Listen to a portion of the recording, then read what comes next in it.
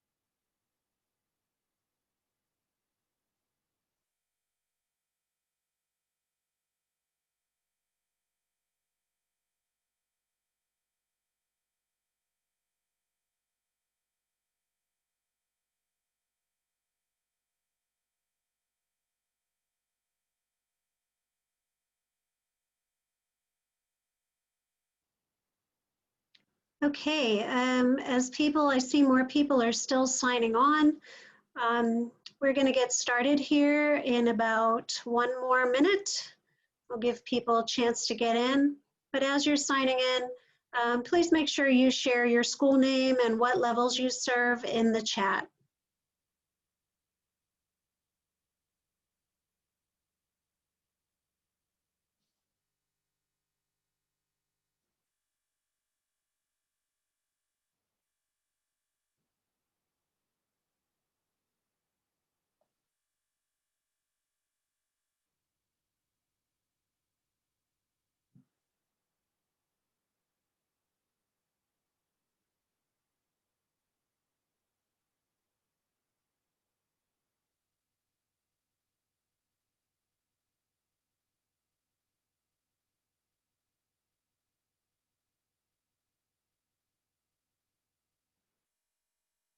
All right, welcome everyone. Today is the second in our series of PSCA's School Reentry Guidelines webinar. Today's webinar is going to be focused on social emotional learning. So I thank you all for joining us today, especially because a lot of you have begun your school year and this is probably a very hectic time. So we do appreciate you taking the time to grab some great professional development while you can. So what I wanted to do today is just introduce a little information about our reentry guide. First of all, we have, as I said, today's our second webinar, so we have 4 more webinars coming up in our series. The next one in 2 weeks will be solely based on trauma-informed practices. That will be September 16th. On September 30th, we will talk about the career readiness. October 14th will be focused on reentry through a rural lens. And finally, on October 28th, reentry through an urban lens. All of the webinars run from 3 o'clock to 4 o'clock. And if you want to register for any of these, you can go to paschoolcounselor.org/reentry. Speaking of our reentry guide, this is what it actually looks like. This was developed in cooperation with the Association of School Psychologists of Pennsylvania. If you haven't had a chance to look at it yet, I do encourage you to check it out. There are so many resources in here that are all aimed to help you with school reentry and make it a smooth one as we start the school year. Again, you can find this guide also at paschoolcounselor.org/reentry. Now, today's objectives for this webinar is we are going to talk about the staff and student wellness guide offered through PDE and the development of that. We're going to identify key priorities on how to support students and some takeaways for implementing these supports. And then we're also going to touch on weaving equity into social emotional learning and multi-tiered supports. There are pillars of practice, there's an equity and inclusion toolkit, and there's the PDE mental health resource page that will all serve as resources for you. Then we're going to move on to supporting staff in a multi-tiered way. And finally, we're going to talk about self-care. If you have any questions as we're going through today, right at the bottom of your screen, there's a place for Q&A. You can go ahead and submit questions there. We will be monitoring that and having our presenters answer those for you.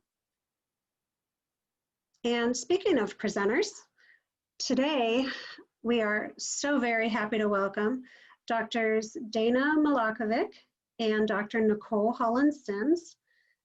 Dana is a mental health AOD specialist from the Office for Safe Schools and the Office of Elementary and Secondary Ed at PDE.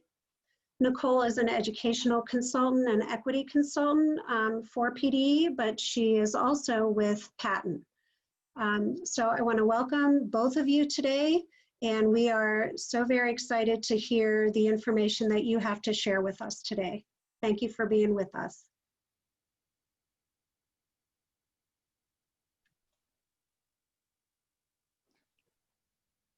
Thank you. Hi, everyone. We're so excited to be here today, and we are going to share our screen in a second. Nicole and I are going to just basically walk you through some supports. We know that this is an extremely hard time for everyone going back to school and supporting yourself and your students, and we want to make sure that you have the resources that were developed this summer and into the fall. And Nicole is going to give super exciting news about an upcoming resource that is not widely known yet, but will be an amazing resource for schools, individuals, and classrooms. So you'll get an updated view of that and an advanced preview. I'm going to share my screen and take everyone away from. Okay.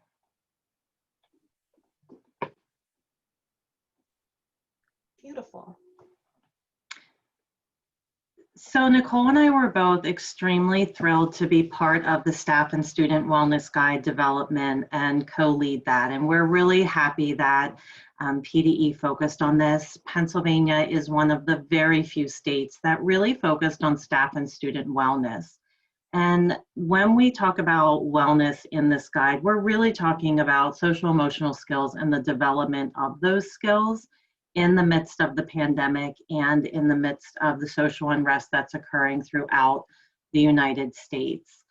And I'm gonna let Nicole talk a little bit about how we integrated topics of trauma and equity into the work that we did on this, and then we'll just briefly walk you through it. So we were pretty intentional about wanting to be clear on what the guide could do for you as school counselors, as staff members across the Commonwealth that are returning to a very uncertain new school year. And so as we thought about it, we thought this was a prime opportunity to really embed some of the practices that we know are highly valuable and can leverage really great outcomes for young people that are facing uncertainty as well. And so again, intentionality was key, and trauma-informed practices, with Dana being the primary expert on that effort, and then me being able to offer an equitable lens to that approach, as well as equity as a whole. We were intentional again about ensuring that that was embedded throughout everything that the guide details. And so some of the things that are covered there include a checklist, supporting students, supporting staff, and also after school programming. What does that look like? What are the supplemental student services? And so as Dana takes you through some of these, I'll interject at times to add different components, but we're hopeful that you find this resource to be extremely user-friendly. That was the goal. I give Dana a lot of credit. She had a lot of foresight in how to make this as easy to navigate as possible, because you're overwhelmed with all the things that are being thrown at you. And the hope was that this would be a very quick, easy resource that if you needed something right away, you could easily get to it. So when we go through this, we're also going to integrate some other objectives that Amelia talked about. Amelia and Steve were wonderful in inviting us, even knowing that I don't follow agendas very well. So I'm going to skip the agenda all over the place so we can integrate it. When you go to this page, I'm going to actually go back so you know where to find it. When you are on the Department of Education page, there is a COVID-19 link, and then a school guidance, and then we're in the pre-K world. So we're going to click pre-K to 12, and then we're going to go to our roadmap for educational leaders. So when the teams throughout the Department of Education focused on what it would look like for a roadmap, there's all levels here. And so you would click on the support social and emotional wellness. And if you click on this button, it downloads it as a PDF, and the links that are on this page are embedded in the PDF. So as Nicole said, we really do want it to be user-friendly. And if you would like to learn more about it, there's a webinar as well that really walks you through it and highlights key parts. We're going to quickly do this because we're on a time limit, and Nicole and I both have a lot we want to cover today. So as she said, just really focusing on the staff and student wellness, communication plan. Often when schools are thinking about the communication plan right now for communities, for staff, for their specialty personnel, such as school counselors, they aren't thinking about how do I communicate wellness. They think about how do I communicate what the attendance policy is? How do I communicate drop off? But really, when we think wellness, when we think how are we integrating wellness and equity and trauma into our plans, we're not thinking about a separate initiative. We're thinking about this is how you do all of your communications. So making sure that you have bilingual staff, or a way to communicate if you don't have bilingual staff through phone services, avoiding jargon and abbreviations, little things like that that we don't often think about when we're in the midst of everything and we're stressed out and trying to just get things done. So I'm going to click to go back up to the top of the page. And then supporting staff. We deliberately put staff first in this guide. We wanted to focus on how we support staff wellness, not just through saying self-care, because that is important, 100% important. But it is also important that we understand that just as we tier our students, and we know that some students need more support than others, some staff need more support than others. And I'm going to link all of the school counselors in that staff that needs a higher tier of support, because you are not only responsible for your mental wellness, but students' mental wellness, and often you have the unintended mental wellness of teachers on your plate. And that wasn't something that you went into this field with. And I know that being in the school for well over 15 years and as a school psychologist, working with the school counselors, like the mental health professionals get a lot put on you that they don't prepare you for when you're in school. And so really thinking about what supports can be provided to our staff and what supports can be provided to our mental health professionals. And Dana, just really quickly, I think it's important to note that as we were developing this, and you were very instrumental in ensuring that the staff piece came first, it was interesting to see that across the nation, there wasn't as much of a focus on wellness in general, let alone on staff. So Pennsylvania is really kind of in the forefront when you look at it around really being intentional. Again, I'm using that word a lot because we were very intentional, and we want you to be very intentional in how you're supporting folks that you're encountering. And so this staff model is not typical in other state models. And so I think spending some time sort of digesting that and seeing where you fit in it really will make a big impact. That is a great point, Nicole. I think I'm a huge proponent of working smarter, not harder. And so we scoured states, and there were states that actually pulled mental wellness out for students and really targeted that. And we definitely used some of their resources and had some consultation with that. But when we went to the staff, we were like, oh, we're starting this from scratch. So then the supporting students in a tiered model is there as well. And I see that we're already 15 minutes in. So I'm gonna really just, for that, one of the things that we focused on through all of this is not embedding any particular practice in this. So if you're a school that has an MTSS program in place, this will work for you. If you're a school that has PBIS in place, this will work for you. If you're doing school climate work or bullying prevention or social emotional learning at a tier 1 level, this will work for you. However, if you are in a school building that isn't doing any of that stuff, that is okay. This was still developed for you as well. It was developed with a focus on how do we put practices in place that are not going to cost schools extra money, that are not going to require extra personnel, that are not going to add on to personnel that's already doing this work, but what are things that we can change? What are small change steps that will allow us to support students and our staff in their wellness journey? One of the things we did focus on was the social emotional wellness in a virtual environment. Many of our schools across Pennsylvania are either completely virtual or existing in a hybrid world. And this is scary for staff, and it's scary for students, and it's really scary for parents. Even sitting here, as I reminded my teenager, like, don't open the office door. I'm in a meeting today. Like, there's a closed sign on my door, and then we'll deal with all your crises later. That's hard. And I'm blessed to have a 15-year-old and not a 6-year-old or a 7-year-old that I'm trying to do that with. And so how do we focus on that? And how do we make sure that we're addressing the social emotional needs was a focus of this, this work that we did. And then the last part of it is an extremely important part, and I'll talk about how we align with supplemental student services. We were extremely lucky to have partners in our team from special education, from career and technical. We had school climate staff on there, and we had student services that focused on our homeless population, our migrant population, and our ESL population.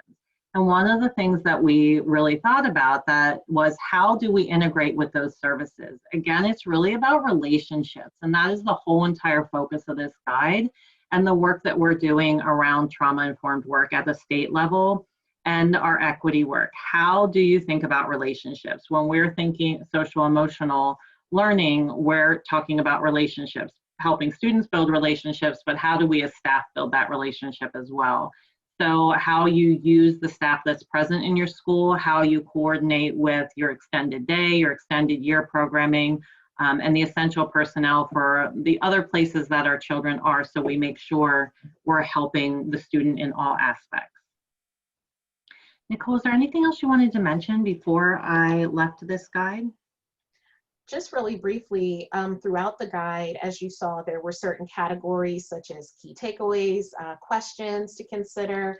And so some of the other things that I thought was really nice about this guide is that after each particular topic, there are resources dedicated to that topic that are hyperlinked. And so they're really easy to navigate and find. And I just find that as a user to be something that makes my life a little easier. So for instance, as we talk about things related to reopening, but also thinking about the other pandemic that we're in the midst of, and that's systemic racism and the civil unrest that we're dealing with, that was also purposefully put into this guide, resources dedicated to, let's say, teaching tolerance, or even the Mid-Atlantic Equity Consortium. So just wanted to bring to mind that these resources are there for you and hopefully very easy to navigate and find. Okay, I'm going to move that one over there. And when we think about everything that you're doing, one of the other resources I just wanted to highlight really quickly was the Promoting Positive Learning Climates Online and at Home. We all know that the learning climates is the base of our work. It's the work that we do to make sure our students, our families, and our staff feel safe coming into school. And that continues even though we're online. Having positive relationships helps our families reach out, helps them have conversations with the school about things that are stressing them. And this really helps promote positive supports in the home, whether it's during a hybrid model or a virtual model.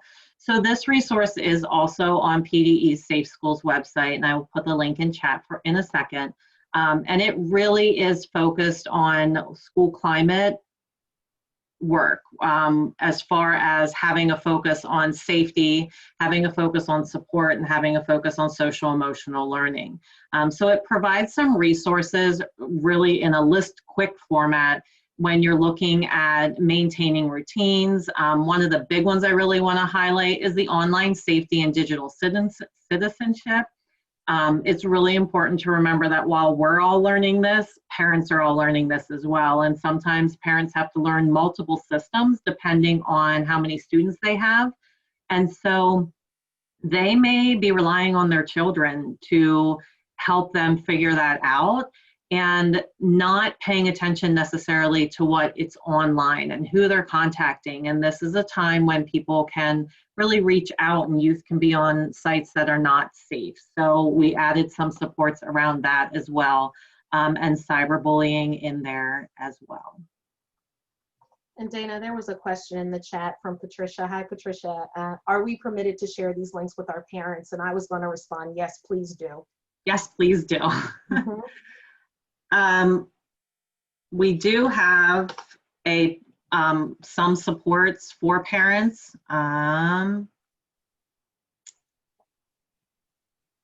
Which I will show you, I promise. Let me just go, let me have the ones I'm like, let me just highlight these for you and then I'll highlight the parent page for you. Just real quick, there is an SEL best practice resources since we are talking about SEL today. This is a guide that is on the Safe Schools website. All of these can be found under Safe Schools Mental Health. There is a lot of resources there available for you, and the SEL best practice resource breaks skills down into curriculum, program, and/or supplement and school-wide programs.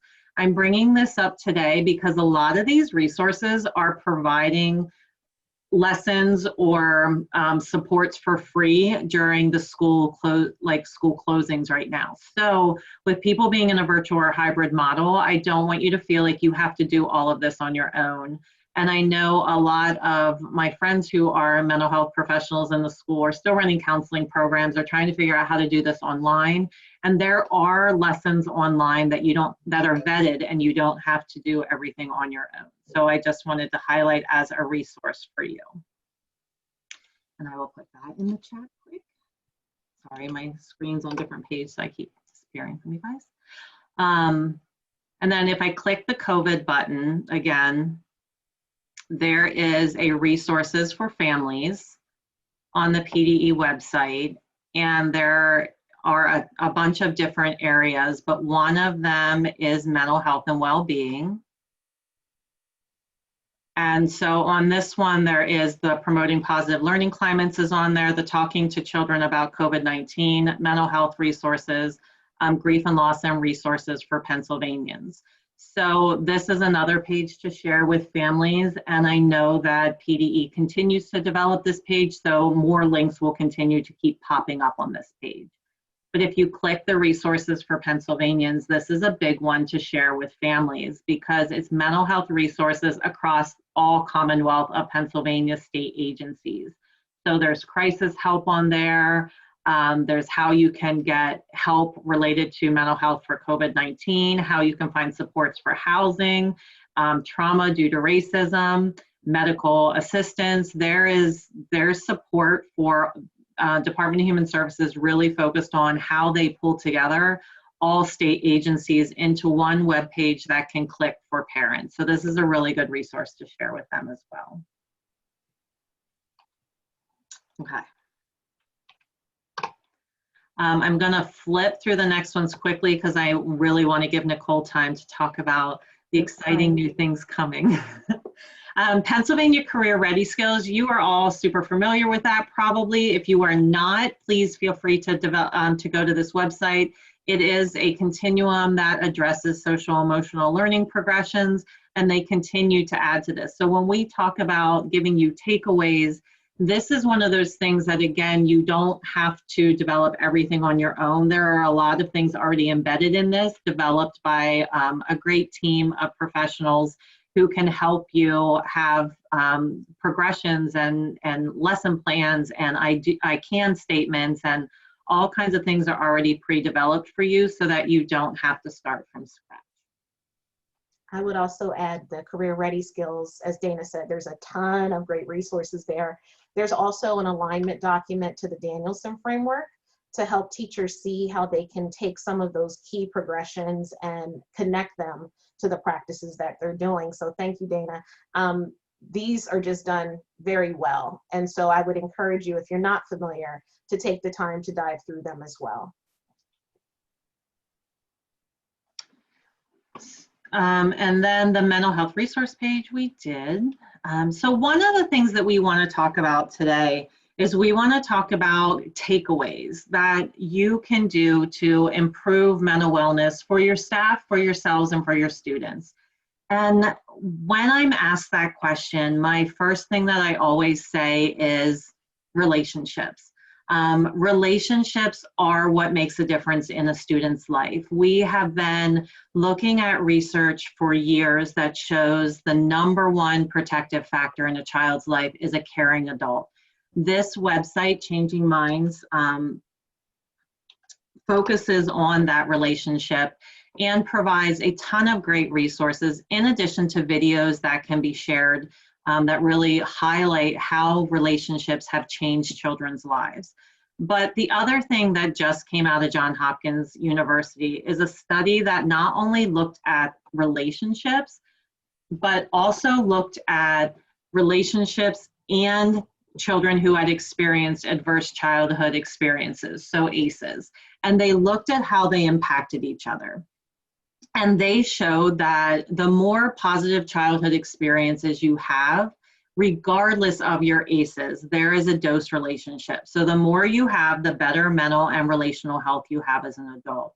They looked at a couple different factors. Not all of them can be, I'm gonna move my screen over, not all of them are in a school setting, but looking at non-parent adults who took a genuine interest, feeling a sense of belonging at high school, participating in community traditions. These are all things that we can impact in a school setting. Feeling supported by friends really falls back into our SEL world. If we're helping students learn how to support each other, how to have proactive, positive disagreements and peer relationships and problem solve.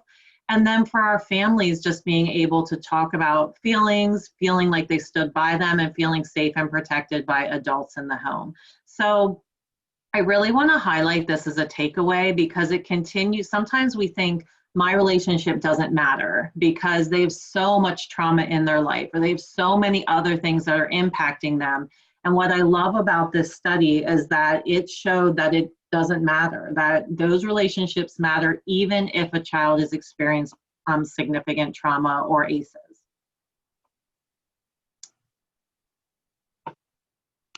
Okay, so Dana and I work very closely together, and I was excited to have the opportunity to be in partnership with her again today, because part of what our role has been is really to promote the messaging that trauma, mental health, all of the things around social emotional learning have a direct connection to equity. Oftentimes we see in schools a siloed approach where folks say, well, we're not going to do equity work, we're doing trauma work, or we're not going to focus on trauma, we're going to do social emotional learning. And in reality, they're all very much interconnected. And so in my role in supporting equitable practices across the Commonwealth, the hope is that we can start to make those connections more explicit. And with you as school counselors, you hold a very important role in that effort because you're the eyes and ears of the building. You know so much about the pulses of the buildings that you serve.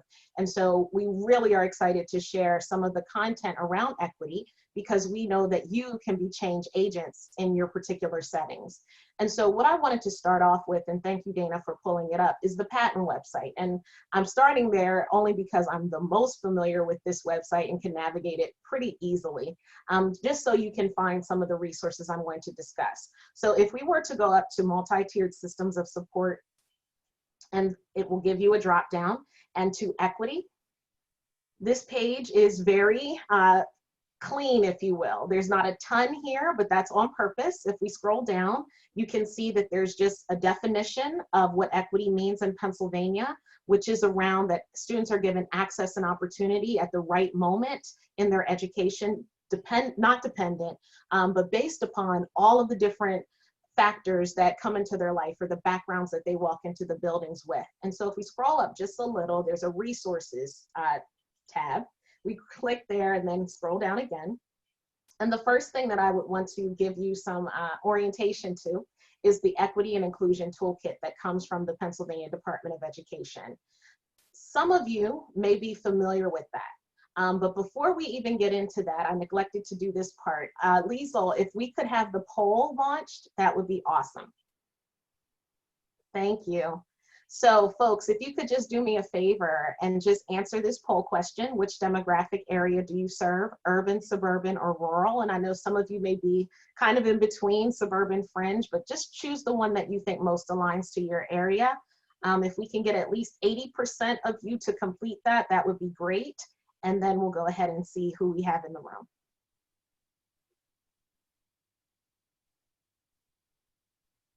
In the meantime, I will put the toolkit in the chat.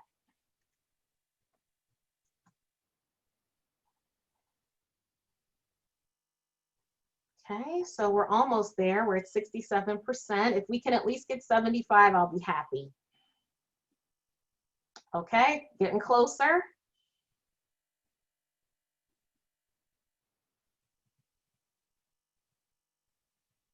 All righty, let's go for it, Liesl, if you don't mind.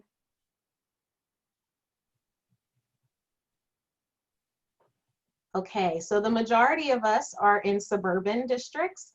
We have about 10 of us that serve in urban settings and about 4 of us that serve in rural settings. So thank you for doing that. That does help to give me some context on who we're talking to today. And as we know, all of those different demographics are very unique. Some things are similar, believe it or not, but for the most part, they have their own unique ways about them. And so again, with you having a pulse on that, it's a really important role that you serve. So Dana, if you don't mind just scrolling a little bit through this, I obviously won't take you through the whole thing, but if we could go to the table of contents, there we go. And so the Equity and Inclusion Toolkit, I'll give you a very brief history in the time that I have, what we did was we came together as a result of an incident that happened post the presidential election in 2016.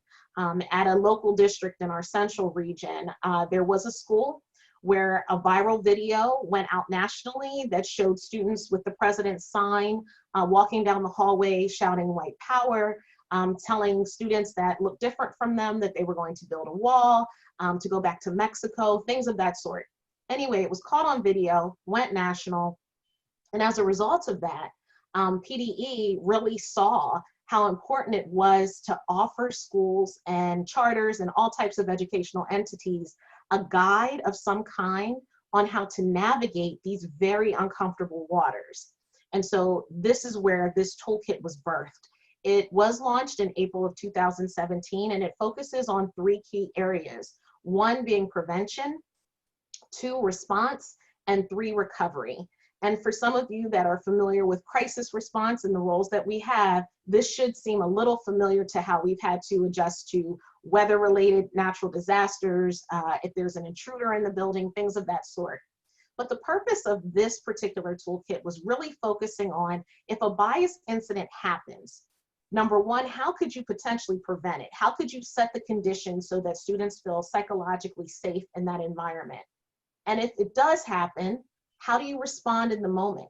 So at that particular school, a couple days after the incident, the students arranged a sit-in as a form of protest because they wanted more action taken. And they felt that that was their way of expressing themselves. Well, the administration, through no fault of their own, did not know what to do with that. And so a team was dispatched to support them in that effort. And so as a result of taking in some of the guidance that was offered, the response piece was built around that. How do you message to media? How do you talk about safety first for young students, or helping them to understand their rights as American citizens? And what does that mean for civil discourse? And then once it's over, how do you recover from that? How do you restore after some of the harm has been done? And so what the hope is that this toolkit remains something that sites can use on a consistent basis when they're really needing a step-by-step process on what to do in the event that these things happen. And as we know, we're coming off of a very hot summer that has since continued into the fall with regards to civil unrest. And so this toolkit with you as school counselors on this call would be really good to have handy, because you just never know what could trigger any of these incidents that we would see in school. So just wanted you to be aware of it if you were not already, and just know that I'm seeing Dana hover there, so that's a good reminder. Key takeaways are there as well, which makes it even more user-friendly. So you don't have to read through the whole thing. You can go straight to that portion and find it, what it is that you need. And thanks, Dana, for showing that. That's my favorite part, because it's even when you read it several times, like it helps remind you where to go back to. It does, really it does. Let me see if there's anything else here that I mean, obviously you can go to the patent website and find this link and see all of the various content that is there. One of the things that I do want to highlight, because I think I kind of brushed over and I want to unpack just a little bit, is this whole concept of anti-racism work in the context of the equity work. And so something to be informed about or clear on is the distinction between those two things. Now, granted, equity, and I'll say this a lot, is an umbrella. It covers a lot of different things. It covers how you provide instruction. It covers discipline. It covers family and community engagement. All of those different components make it what it is. But it's important for us to know that as a result of doing the equity work, you may uncover some things that suggest that bias, implicit or explicit, or systemic barriers have been put in place against certain groups or certain people. And so you have to have an understanding of what that is. And as you engage in the equity journey, you can't say, well, we're just going to do anti-racism and not equity. They're one and the same in the sense that they exist in the context of each other. What's important to note about the anti-racism work, though, is that that is a super long-term commitment. Equity by itself is a long-term commitment, but that's the heart work. That's when you're getting deep into people's unpacking of who they are. And that is not easy by any means, because you're addressing folks how they were brought up, you're addressing some of their values and morals, and that work is definitely something that takes a lot of time, energy, and effort and commitment. So I think it's important to understand that when you hear someone say, or a district say, we want anti-racism training versus we want equity training, being clear on what that training really means and having the people that need to be there experience that type of professional learning and that ongoing coaching that needs to take place. So I just wanted to unpack that quickly if there was any misunderstanding on kind of the direction of the equity and inclusion toolkit versus bias training versus equity training versus. There's so many pieces to it. So with all of that, how can we talk about all of these things without addressing something that we know is important, and that is giving you tools. And so we're excited to share that you don't have to do this alone. What we have coming out in September, fingers crossed, September 15th, will be the PDE Equitable Practices Virtual Hub. And that hub will be broken down into categories. And those categories are called the Equity Pillars of Practice. And I'm going to list them out for you. The first one is self-awareness. And self-awareness is exactly what I highlighted a moment ago, where you have to do some of that internal unpacking of who you are. So that piece has to come first. And then the rest of these pillars support that initial self-awareness pillar. The second one is data practices, and that's being able to look at the data that you have, whether that's survey data, whether that's future ready data, whether that is PSSA data, et cetera, and figure out if there's disproportionality or perceptions that show non-responsiveness to certain groups. That's the data practices side. The third one is family and community engagement. And without that piece, it's really hard to know if we're doing what's necessary for the people that we're serving.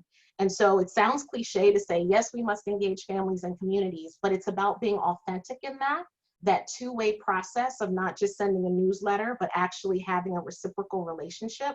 Dana highlighted the importance of relationships, and that can't be understated, especially with students, but also with families and communities. And then the last two are academic equity and disciplinary equity. For academic equity, what we're highlighting there would be access and opportunity. So one of the things that the pandemic has done is shown a spotlight on how inequitable some of our academic structures are. So access to content could be not having lack of access to content, having Wi-Fi. That would be an example of academic inequities that are happening across the Commonwealth and the nation. In addition to that, if we were thinking of a typical school setting, this would be looking at, do students of certain groups have access to AP courses? Do students of certain groups get over-identified for special education? That's all within that academic equity umbrella. In addition to that, that final pillar of practice is disciplinary equity. And so unfortunately, as a result of what we know to be systemic barriers that really impact outcomes, students of color in particular are being disproportionately disciplined at a very high rate compared to their peers. And so I often use this example, and I'll use it here as well. There's a Princeton study that was released in 2016 that highlighted that by county, you could hover over an interactive map of the country and see just how much more likely it is that a certain student, in this case a Black student compared to a white student, would receive a suspension, for instance. And when I hovered over Dauphin County, which is where I live, the outcome was 7.5, which translates into, in Dauphin County, a Black student is 7.5 times more likely to receive a suspension compared to their white peers. And so that's alarming, because what that says is that as a student walks into the door of a building as a Black student, compared to their white peer who may walk in at the same time, the moment they walk in, they're already at a higher predictability of receiving that outcome simply because of who they are. And so that's important. That's work that we have to really know how to navigate. We have to know how to mitigate and focus on what steps can we take to support our staff to not necessarily not write up Black students anymore, but figure out what are the approaches that work best. And in that, do we need to necessarily have an official office discipline referral, or can we have a restorative circle? Are there different options that we can definitely consider? So I'll do it quickly again. Those pillars of practice are self-awareness, data practices, family community engagement, academic equity, and disciplinary equity. And how that relates to SEL is that it's important for not only our adults to learn about self-awareness and relationship building, but SEL helps our young people do the same. And so when you have different curricula like Facing History and Ourselves, one that I highly recommend, that one helps students understand how to be civil engagers, how to have civil discourse about current events and talk through that and have healthy debate. And those things can be implemented and embedded as a form of SEL in, let's say, a social studies classroom. And those are the things that we want to see happening to make those connections, as I said in the beginning, way more explicit, so that it's not seen as a silo where we only talk about women's history and March. It's embedded in everything that we do and in the fabric of the delivery of service that we provide. And so I just wanted to give that overview. CASEL, if you're familiar with them, they just recently released a document around leveraging equity and SEL. And so I'm putting that in the chat for you right now. And thank you guys for putting these chats in, Dana and Steve. No problem. While you're looking for it, I do want to say, similar to what Nicole's talking about, this isn't a new initiative. This is something we embed through everything. And one of the things that Nicole and I talk about all the time is trauma, because with Act 18 and trauma-informed education being mandated, trauma has become the new thing that we're going to focus on. And you cannot engage in trauma-informed work if you are not engaged in equity work. Because when Nicole talked about families and she talked about the communities we serve, I really think back to my times in the school where we would have perceptions on what is happening from the family's point of view, like what they were doing wrong, why they didn't care about their student, and not understanding that we aren't taking into account what they went through in school, what their background is, and how we address that to make sure that we're engaging our families, that our families are part of our decision making, that we really are serving our students and the families in our school systems. Absolutely. And I think too, as we talk about some of these other components that really align, I can think about this concept, and you may or may not be familiar, so forgive me if you are, but Dana just highlighted it. We engage sometimes in what we call downward spiral versus upward spiral conversations when we talk about students and families and data. And so there's a whole continuum on how to be culturally proficient. And one of the things that they highlight on that continuum, which comes from Randall Lindsay, is this concept of cultural destructiveness. And with culture, I want you to understand, because I think sometimes this gets misunderstood too, that culture doesn't just mean race and ethnicity. Culture can speak to homelessness, it can speak to children of incarcerated parents, it can speak to students with low SES or socioeconomic status, etc. And so the cultural destructiveness piece just says that we try to blame or we try to remove certain students. So you may hear in various situations, well, if we didn't have the special education students, our scores would be higher. That's an example of a downward spiral conversation and what we would pretty much term the blame game. And so I think it's important as mental health providers, like school psychologists, school counselors, that can be part of our role to kind of ask questions. One of the things that Teaching Tolerance put out was a pocket guide to help us remind ourselves, how do we respond when someone says a comment like that or makes a bias related comment? And there's a 4-step process. One is to question. And that's to say, what did you mean by that? Obviously, you can use whatever question you want, but I'm giving examples. Number 2 is to educate and to say, not really sure where that came from, but that's not been my experience. And number 3 is to echo. And the first one I forgot. The first one is interrupt. So sorry about that. The first one is to interrupt, stop the conversation. The second one is to question. The third one is to educate. And the fourth is to echo. So I'm thankful and blessed to work with Dana because she's my echoer and I'm her echoer. So if we're ever in situations, we kind of have this unspoken rule that if one of us decides to take the 1 through 3, the other will be the echoer. And what that means is that you'll just support that person who really took a chance by doing that interruption, questioning, and educating. And so I just think that's really important to highlight. And I think also, sorry, Dana, in the chat, there was a question about the curriculum I mentioned. I think this is the one you wanted me to address, Steve. It's the Facing History in Ourselves. And I believe that was put in the chat as well. Dana just put it in there. I'll put it in again with the link so you didn't have to Google it. Thank you. So that, again, is one that I highly recommend. They have a ton of great resources, particularly because of what we're facing in our country right now related to current events, civil unrest, etc. And again, just one that you want to take your own dive through and kind of get familiar with and figure out if it's a good fit. But it is one that I would highly recommend. And I know we only have 10 minutes left. We could keep talking forever. We could. Do we want to give time for questions and answers, Steve and Amelia? Is that okay? Uh, I yeah, I think think that's it'd be fine. fantastic. You throw There, that. No, you go. there was one more piece that you were going to talk about, self-care. Yes, and I'm putting Just want to something remind in you. the, I'm having an issue with my spelling today, which is actually not shocking because I always have issues with spelling. But I'm putting something in chat, but I'm going to share my screen for just a second.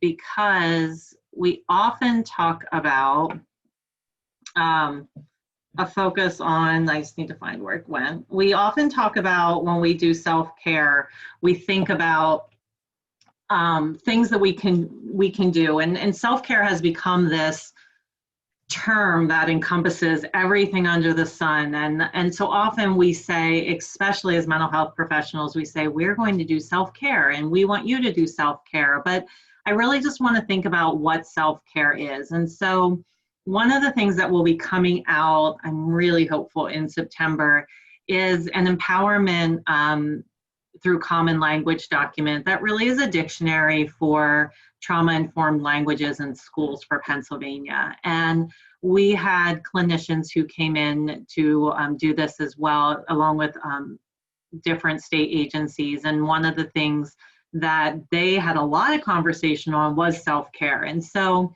the definition that they focused on was any intentional thing that we do, any intentional action we do to make sure that we are taking care of our spiritual, physical, emotional well-being. So that could be anything from setting boundaries to saying no, to taking a walk, to painting your nails, to brushing your hair that day, like anything you do to make sure you're taking care of yourself. Meditation, it doesn't have to be this big action. And often we forget that setting boundaries and really thinking about what we're going to do is part of that. And so this compassion resilience toolkit, I really like because it helps you do boundary setting. But it also goes through something a little bit different. I'm going to pull up one of them, but this is, they break wellness and resiliency into mind, spirit, strength, and heart. And so when you look at it, they have, let me just,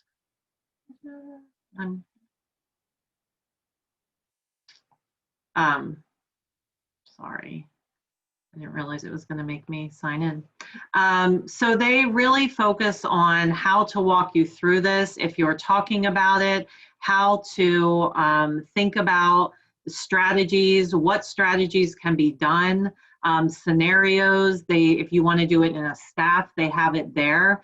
But one of the things that they also provide in this toolkit as you go through is they provide you with plans so that you can systematically sit down and plan what it is you're going to do for self-care, so that you're not saying I'm going to do self-care, but you're going to say this is exactly how I'm going to do it.